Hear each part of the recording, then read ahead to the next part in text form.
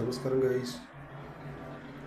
ഞാൻ ഈ വീഡിയോസ് ഇടുന്നത് പ്രോ ദുബായ് റൈഡേഴ്സിനും പ്രോ ദുബായ് അറിയുന്ന ആൾക്കാർക്കും വേണ്ടിയിട്ടല്ല.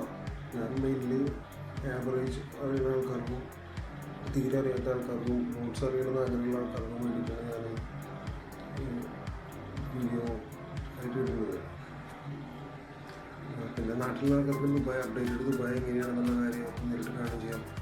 അങ്ങനെ വേണ്ടിയിട്ട് ഞാനിതിപ്പോൾ ഈ വീഡിയോ ഇടുന്നത് ദുബായ് മാളിൻ്റെ പാർക്കിങ്ങിലോട്ട് പോയിട്ടാണ്. എൻ്റെ കൂട്ടുകാരുണ്ട് ദുബായ് മാളിൻ്റെ പാർക്കിംഗ് എന്ന് പറഞ്ഞിട്ടുണ്ടെങ്കിൽ സഫീൽ പാർക്കിംഗ്. ദുബായ് മാളിൽ കുറേ ഏരിയ ഉണ്ട്. അതിൽ സഫീൽ ബിൽഡിംഗ് ഉണ്ട്. സഫീൽ ബിൽഡിങ്ങിൻ്റെ പാർക്കിങ്ങിലൂടെ പോകാൻ അവനോട് ലുലുവിൽ വർക്ക് ചെയ്യുന്ന കൂട്ടുകാരനാണ്.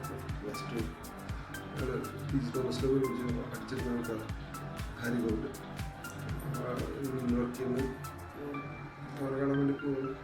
അപ്പോൾ സഫീൽ പാർക്കിങ്ങാണ് ഞാനെപ്പോഴും പോകുന്നതല്ല. അപ്പോൾ പാർക്കിംഗ് രസമാണ് ഈ പാർക്കിങ്. നമുക്ക് ട്രെയിൻ സ്ഥലമാണ് പോയി പാർക്കിങ്. അവരുടെ ഇതിൻ്റെ മുകളിലാണ് ലുലു. അതിനൊക്കെ അറിയാം. കറക്റ്റാണ് അങ്ങനെ പോകുന്നത്. അറിയാം അങ്ങനെ പോകില്ല. നല്ലൊരു എയിമോടുകൂടി എന്തെങ്കിലും പറയാമോ? സൂപ്പർ കാറും പിന്നെ നല്ല ട്രിപ്പ് ചെയ്ത് കളിക്കാം. ഞാൻ ഇങ്ങോട്ട് ഇത്തിരി സ്പീഡിൽ കുറച്ച് പോകുന്നത് പറക്കും.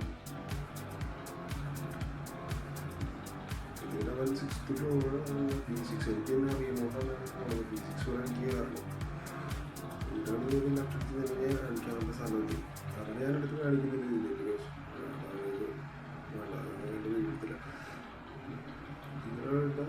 ഇത് ലുലുണ്ട്. സഫീൽ പാർക്കിങ്ങിൻ്റെ 6ാമത്തെ നിലയിൽ വണ്ടി എടുത്ത് പോകണമെങ്കിൽ ഏറ്റവും കയറാൻ ഈ ഒരു എക്സ്പീരിയൻസ് വൈസാണ്. ഞാനിതിനുള്ളിൽ നിന്ന് തിരിച്ചറിയുമ്പോൾ എഴുതിയിട്ടുള്ളതുണ്ട്. വഴി തെറ്റി ഞാൻ ഇങ്ങോട്ട് പോകും. കുറേ വേണ്ടിയിട്ട് ഇറങ്ങി എല്ലായിടത്തും എക്സിറ്റ് എന്ത് ചെയ്യും.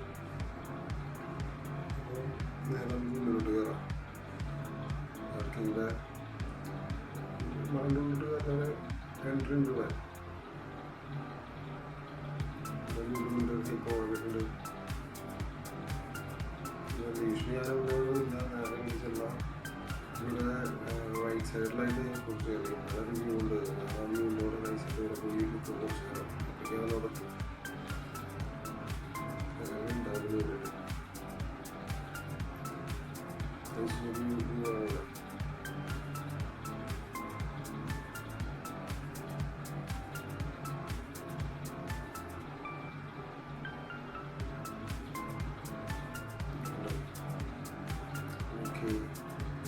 അടുത്തൊരു വീഡിയോയിൽ ഇത് റൂട്ട്സിനെ കുറിച്ചൊരു ഇൻഫർമേഷൻ അല്ല മെയിനിൽ. ഒരു വേൾഡ് പാർക്കിനെ കുറിച്ചുള്ള ഇൻട്രസ്റ്റിംഗ് ആയിട്ട് വീഡിയോസിൽ സെലക്ട് ഉണ്ട്. സ്ഥലം ഇൻഫർമേഷൻ ഉണ്ട്.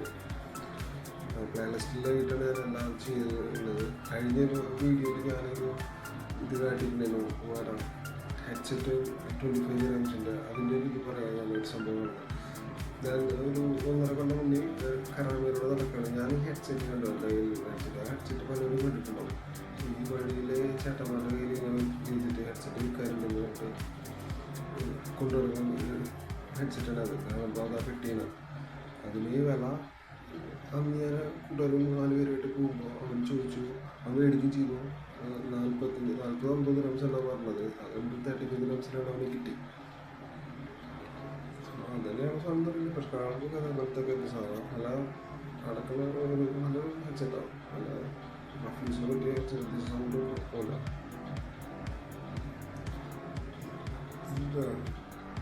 അങ്ങനെ സംഭവം പറഞ്ഞതാണ്. അപ്പോൾ 25 അത് കൊടുക്കുന്നത്. അപ്പോൾ മേടിച്ച് 35 മേടിക്കുന്ന ആൾക്കാരുണ്ട്. 40 മേടിക്കുന്ന ആൾക്കാരുണ്ട്. എൻ്റെ 25 കിട്ടുമോ? പിന്നെ ഫാനുണ്ട് 5 grams. ഞാൻ എക്സിറ്റ് കണ്ടുപിടിക്കാൻ കിടന്ന് നടന്നത് എത്ര നേരം. ഇത്ര കിടന്ന് ഞാൻ കളിക്കണില്ല. എനിക്ക് എക്സിറ്റ് എത്തിയിട്ട് ഓരോ നേരം ഞാൻ ചോദിച്ചിട്ട് കളിക്കാം. വേറെ രീതിയിലുള്ള എക്സിറ്റ് ഉണ്ട്. ഇത് കറക്റ്റ് എനിക്ക് വേണ്ടി കാര്യങ്ങളാണ് മനസ്സിൽ. മെഡിക്കൽ എക്സിറ്റ് ആയിട്ടില്ല. നില മാറിയിട്ട് കയറി പോകണം. കറക്റ്റ് എക്സിറ്റ് ഉണ്ടെങ്കിൽ പോകാൻ ഒത്തുകയറുന്നു.